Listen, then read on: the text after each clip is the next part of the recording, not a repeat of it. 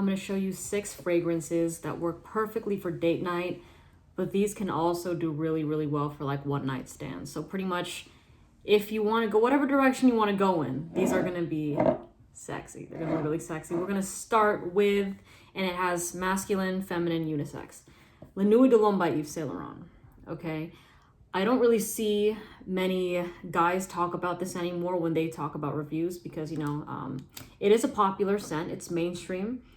But the reactions that girls give this fragrance till this day in 2021, amazing. It's still something that lots of fragrances can't even compete with. Like, this is so, so sexy to a woman's nose, okay? It's that cardamom, it's that spice, and it has a bit of that sweetness. So this is a masculine fragrance, and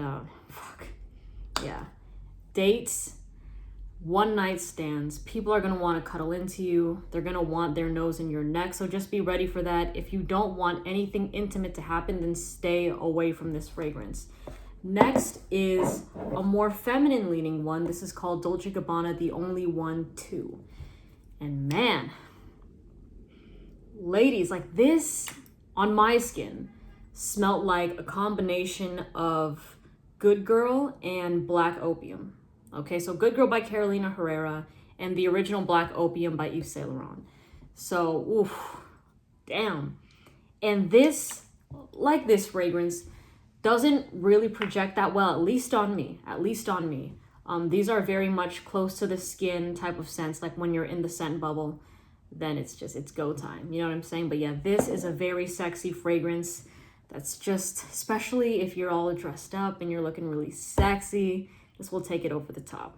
Okay, my third one is Dazir Toxic by M. Micallef. This is marketed to men and women. However, I see more men reach for this one. This is a warm, spicy fragrance. And it smells like cinnamon. There's black currant, which kind of smells like blackberries, musk, patchouli, and cannabis, right? So there's a sort of dirtiness to this fragrance, but I won't even say dirtiness. It's like a naughtiness to this scent that I feel that lots of people can't pull off. Like, this isn't something that is very easy for everybody to wear. Like, you have to have that kind of smooth personality. You know what I mean? Like, sweet talker type of vibe to you. And this thing will show out. Oh my God. I got great reactions when I wore this from guys and girls. So yeah, ladies, don't be afraid to get your hands on this or to get a sample, something like that. Okay, fourth is Noida Noir by Tom Ford. Now, this is also marketed as a unisex fragrance, but I see more women reach for this than men.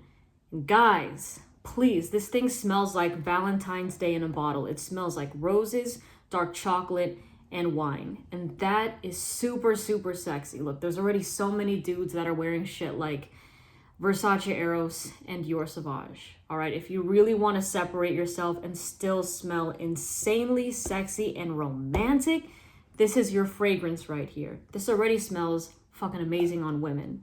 Like, and the rose, by the way, is not an old lady grandma funeral home rose. It's just like, it's like a bouquet of roses. When you give somebody a bouquet of roses and they're like, oh my God, that's so sweet, it's so romantic. Like, that's what this is. That's what this fragrance is, which is why I think this works really, really well for a date. You can still wear this for a one night stand. Like, to me, this is more one night stand than date. But if you wear this to a one night stand, just be prepared that someone might fall in love with you. Okay, so if that's not the person you're trying to get at, then use this sparingly, use it cautiously. Okay, but this is some Cupid juice right here. Really, really nice fragrance, high compliment factor. Okay, my fifth is gonna be 1899 Hemingway by Histoire de Parfums. Date night. You could still hook up in this, man. This will still get great reactions. Just refined, classy, upper class. That's the vibe I get from this fragrance, is like you're rich. You have money, pretty much, and you're comfortable in that. Like, you're not somebody that's flexing cars and your bank account. Like, you already know you're rich, and that's it. You're sure of yourself. I fucking love this fragrance a lot. Marketed to men and women. Sexy on either. Really sexy on either. And I just noticed here that, yeah, it has the notes here. It's in French. But But yeah, there's bergamot, iris, vanilla, vetiver, amber, and I'm a sucker for amber, and vetiver is already a really sexy note. I see it more in masculine fragrances, but this thing just falls right in the middle.